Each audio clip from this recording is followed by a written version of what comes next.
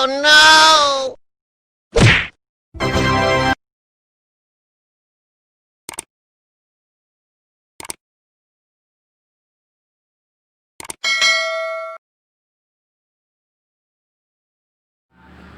Assalamualaikum warahmatullahi wabarakatuh. Selamat pagi, selamat siang, selamat sore, selamat malam, dulur-dulur dimanapun berada, dari Sabang sampai Merauke. Dulur, tetap saya di pojok hukum, dulur. Saat yang pernah awal-awal itu pernah saya janjikan mengenai wakaf. Jadi tetap mengenai atau hukum wakaf ya. Wakaf. Jadi sejak episode yang lalu kira-kira sampai sekarang sudah ini yang terakhir, mungkin sudah sekitar 7 atau 8 ya, saya nggak begitu ngitung. Jadi utak-atik di hukum perwakafan. Selanjutnya next time nanti saya akan membahas tentang hukum hibah, atau kalau waris sudah wakaf sekarang, terus tinggal nanti hibah. Dulur,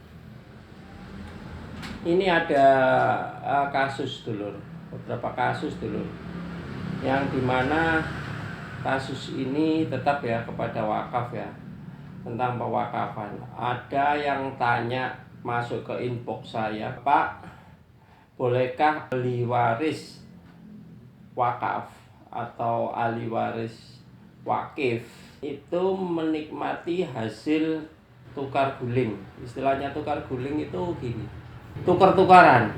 Jadi tukar-tukaran antara si wakif dengan orang lain, lahannya wakaf tadi, barang wakaf tadi, tanah wakaf ini, anggap contoh tanah ya, tanah wakaf ditukar oleh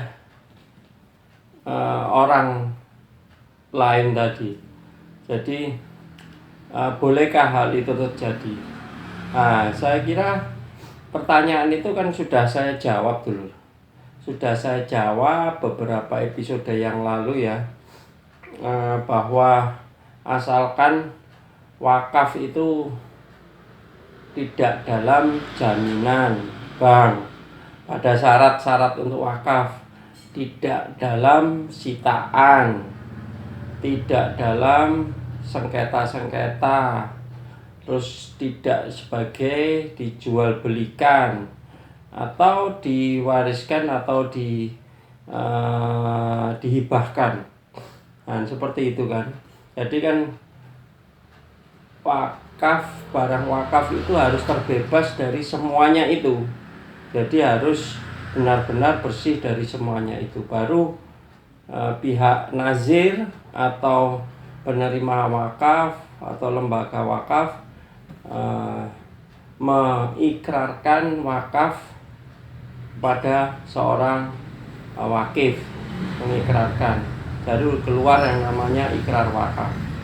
Jadi kembali lagi ke pertanyaan, bolehkah ahli waris, atau ini anggap ahli waris, kalau ahli waris kan pasti ada yang meninggal ya, ada yang meninggal. Jadi bolehkah ahli waris menikmati hasil tukar guling? Jadi gini, si wakif saat memberikan wakafnya, ternyata di kemudian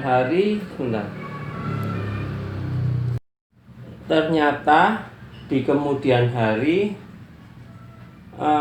si wakif tadi meninggal dan diteruskan kepada ahli warisnya.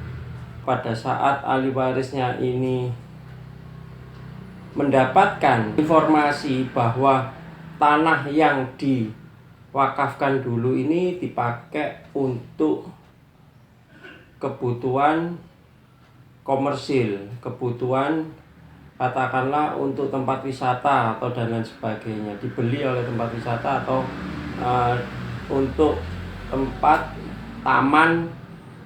taman umum lah, taman umum, katakanlah taman umum untuk tata kota lah, taman umum. Otomatis kan untuk kepentingan umum juga, kepentingan sosial umum juga. Reboisasi di perkotaan lah istilahnya seperti itu. Nah, yang jelas dari situ kan ada tukar guling. Oke, tanahnya si Wakif saya ganti rugi oleh seseorang tadi, atau pemerintah lah, kita anggap pemerintah kota. Saya ganti, saya berikan tanah sebelahnya, saya tambah tanah sebelahnya. Jadi yang sebagian ini karena di pinggir jalan untuk reboisasi paru-paru kota untuk pertamanan, akhirnya diganti rugi. Otomatis diganti rugi di sebelah yang lebih kecil karena kanan kirinya nggak mau dijual, dibeli oleh pemerintah tadi. Akhirnya masih ada sisa tanah yang belum dibayarkan atau ditukar gulingkan. Secara otomatis kalau seperti itu, pihak daripada ahli waris ini mendapatkan yang namanya sisa daripada harta atau keuangan, atau sisa daripada tanah yang belum diganti rugi berupa uang atau dana. Di situ ya jelas ya dulu. Setelah itu pertanyaannya timbul, bolehkah ahli waris menikmati hasil daripada tukar guling wakaf? Wakaf seperti itu. Jawabannya adalah setelah dulur like dan subscribe.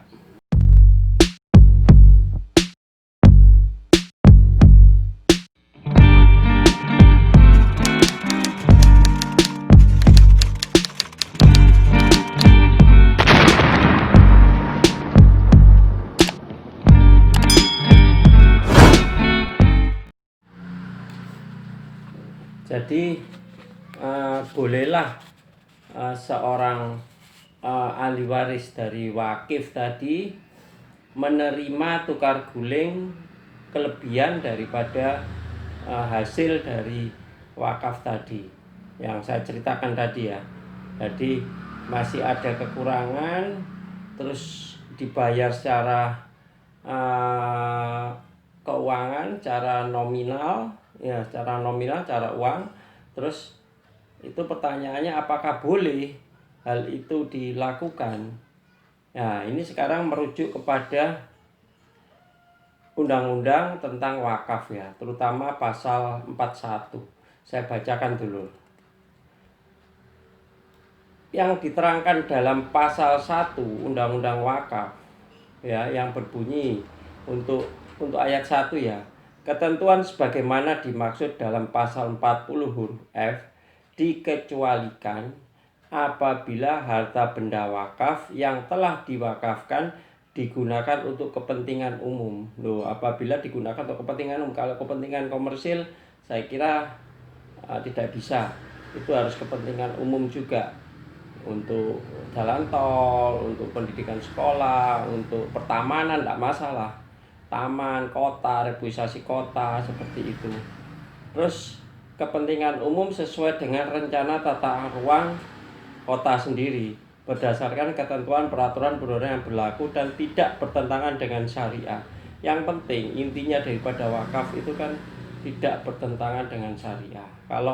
Kalau yang diberikan kelebihan tadi itu sudah sangat bertentangan, terus diganti wakafnya untuk komersil, itu sangat bertentangan. Jadi harus sama-sama untuk kepentingan umat atau untuk kepentingan ibadah atau kepentingan umum.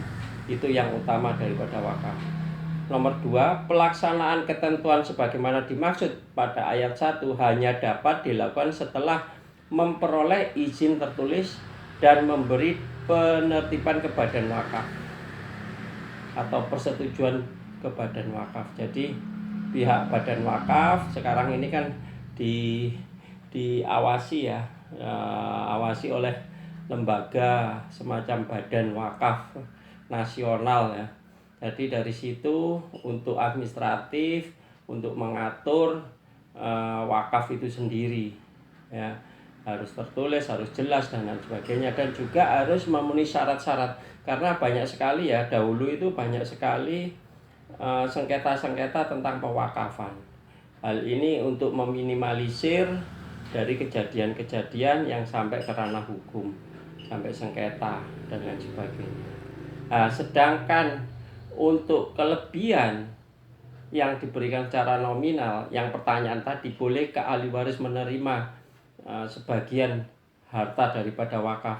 Saya jawab singkatnya, tidak boleh, karena itu sudah melanggar syariah daripada agama, syariah daripada Undang-Undang Nomor 42 Tahun 2009 tentang pewakafan, atau Undang-Undang Nomor 41 ya, atau peraturan pemerintah nomor 41 tahun 2009 misalnya, seperti itu ya.